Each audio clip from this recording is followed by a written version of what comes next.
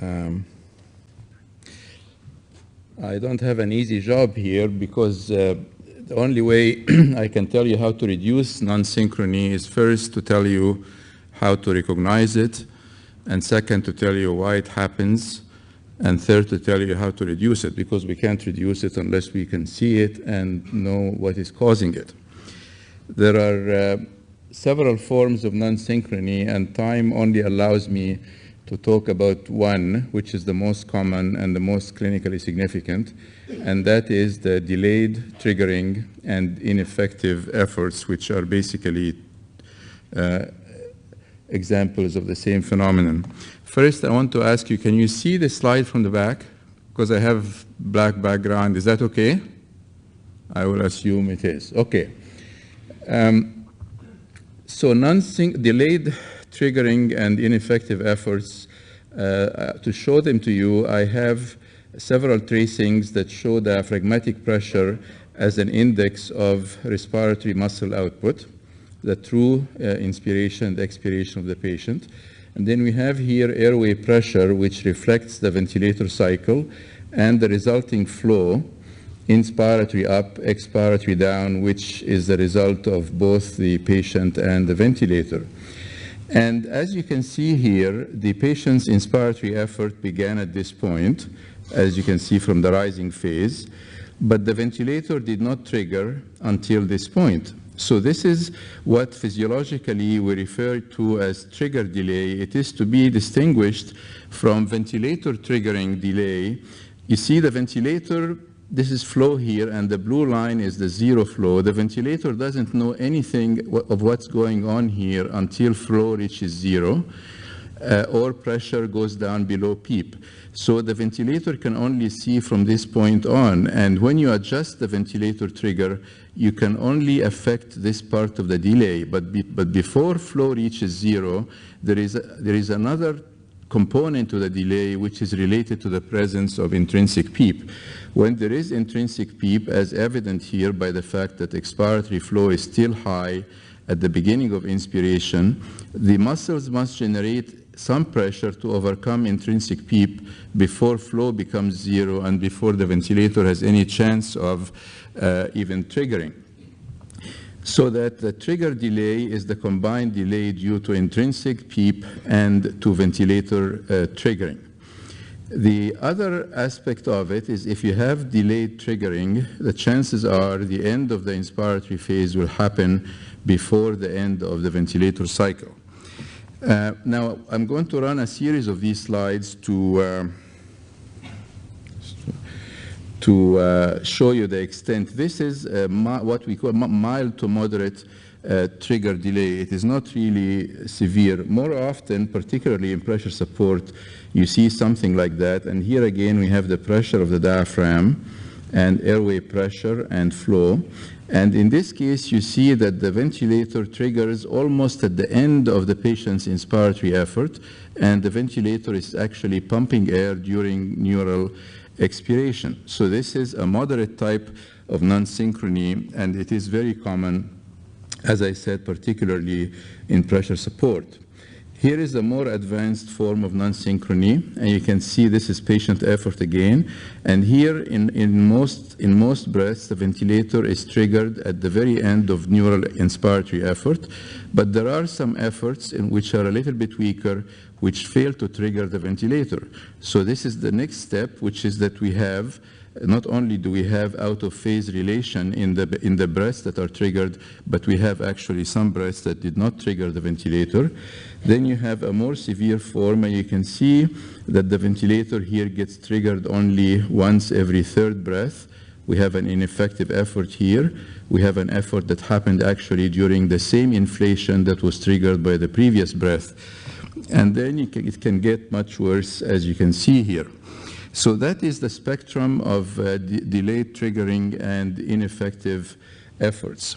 Why is it important? Why did they ask me to give you this talk? Like, why should it matter? We need to then discuss why should it matter. The clinical implications of non-synchrony. First of all, it is possible, that is speculation, that if the patient is working out of synchrony, if the ventilator is working out of synchrony with the patient, that is uncomfortable. And any healthy person who breathed on a ventilator when it's non-synchronous will appreciate that it is very uncomfortable, and it is speculated that it may cause sleep fragmentation, and sleep fragmentation is not good for a variety of reasons. The second possibility is that because of the discomfort, it is possible, again, we don't know, that the presence of non-synchrony will make you more likely to give the patient sedatives or more sedatives, and we all know that sedatives and paralysis are not very good. The third clinical significance is that if there is non-synchrony, there is usually dynamic hyperinflation. I showed you this slide before. When the ventilator triggers just at the end of inspiration, neural inspiration, and keeps pumping, there is very little time left after the ventilator cycle ends and before the next effort starts. So the lung volume has no chance at all of reaching passive FRC, and the next breath begins at a time when volume is high, which by definition is dynamic hyperinflation. But the most significant thing, I think, that if I want to leave you with one message, it is this, is that the presence of non-synchrony can cause diagnostic and management errors that lead to excessive assist and delayed weaning. How does that happen? This is the same kind of slide: pressure, flow, volume, and diaphragmatic activity. And let's say we have a patient breathing like this. Usually the non-synchrony is more pronounced. Always it is more pronounced when respiratory effort is small. So if you have the patient on a relatively high PSV that is associated with low respiratory output, there can be a lot of synchrony, and the ventilator rate does not really reflect the patient's rate. Here the patient's rate is 35 per minute, but the ventilator rate is only 10 per minute. So you say, okay, let's try to wean this patient. You go down from PSV from 15 to 12. The patient now is working harder because PCO2 has gone up a little bit. And as it works harder, then the patient can synchronize the ventilator to his own rhythm. And all of a sudden, every effort now is triggering the ventilator. And so there is a sudden increase in ventilator rate from 10 to 30, and you tend to say, well, the patient is not weanable, let's go up again on pressure. And I have seen many, many examples of this causing a false weaning failure. So how to identify trigger delay and ineffective efforts? The ineffective efforts are very easy to define. Normally, at the end of the ventilator cycle, flow keeps going down, down, down until the next ventilator cycle is triggered. When there is an ineffective effort, it goes down, down, and then goes up again without any trigger.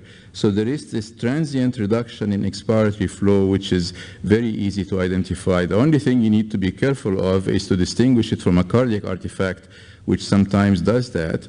But the cardiac artifact is always less than 0.3 second, whereas the ineffective effort is always more than 0.3 second. The trigger delay is, you have to identify the onset of inspiratory effort, but you don't really need a diaphragm pressure to do that. When there is an inspiratory force being generated, what happens inevitably is that the rate of decline in expiratory flow changes. You see here it's coming down slowly, and then suddenly there is a change in slope. The same thing in pressure. If it's almost flat here, it starts going down. So when you see a change in the slope of flow or in pressure, that indicates, that knee indicates the onset of inspiratory effort and allows you to determine the delay between inspiratory effort and the ventilator triggering.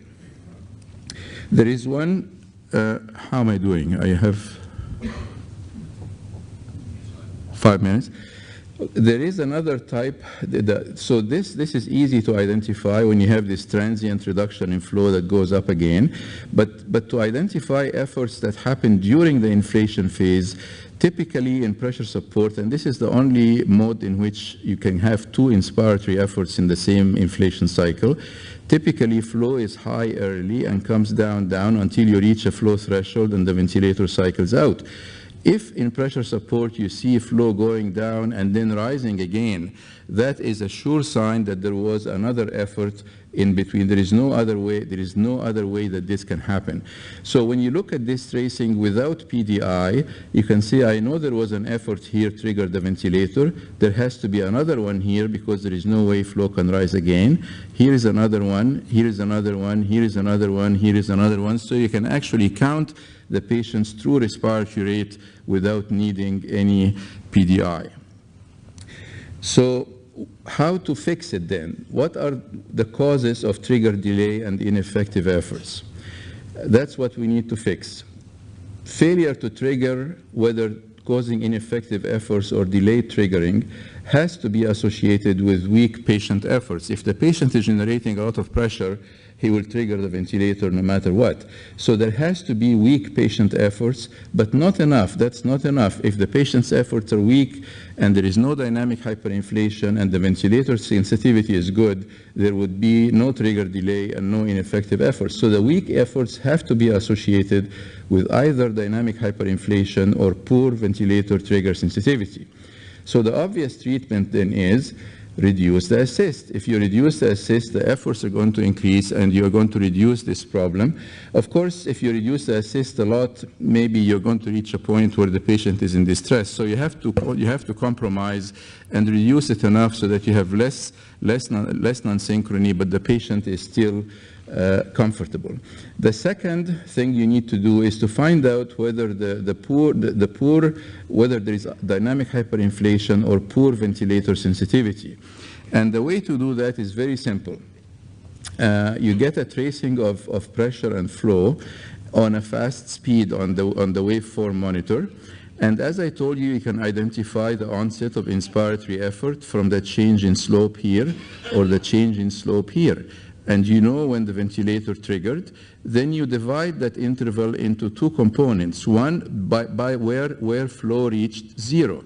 That component from here to here is related to dynamic hyperinflation. That component from here to here is related to ventilator sensitivity. So it is really very simple. In this case, the problem is in both places. There is dynamic hyperinflation because it took a long time to get to zero, and there is poor sensitivity because it took about 0.4 seconds and a lot of drop in pressure before the ventilator triggered. Here is another example where we identify again the onset of inspiratory effort from the change in slope, and here is the point of zero flow. Now we appreciate that dynamic hyperinflation had very little to do with the trigger delay, and most of the problem had to do with the ventilator trigger sensitivity. And the third example would be here. Again, we identify the onset of inspiratory effort from the change in slope, and here is the trigger, and you can see zero flow is here. There is very little difference between the zero flow and the trigger, meaning the ventilator is very sensitive, and most of the problem is dynamic hyperinflation. Once you identify that, then you do the treatment. The treatment is, if the problem is ventilator sensitivity, you adjust the ventilator sensitivity. If the problem is dynamic hyperinflation, then you need to do something to reduce that, and that's my last slide. Just to summarize to you what are the mechanisms of dynamic hyperinflation, which means that volume is above FRC at the beginning of inspiratory effort. First is that you are using inadequate PEEP in a patient with severe COPD. Second is that you may have high resistance in the endotracheal tube. Third, you may have high resistance in the exhalation valve, for example, clogged filters in the exhalation circuit. Fourth, and most important, is that the ventilator cycle may be extending well beyond the inspiratory effort in the triggered breaths, which leaves inadequate time for expiration. So each of these requires management. If you have inadequate PEEP, then in a COPD patient, you try to titrate PEEP up to see if it reduces the trigger delay. If the ET tube is due for a change, put a larger tube, check the exhalation line filter, and try to reduce the mechanical TI in triggered breaths, which in volume cycled ventilation you do by reducing tidal volume. PSV, you try to increase the flow threshold for cycling off, and then most of the time you're going to be able to reduce it to a very manageable level. Thank you very much.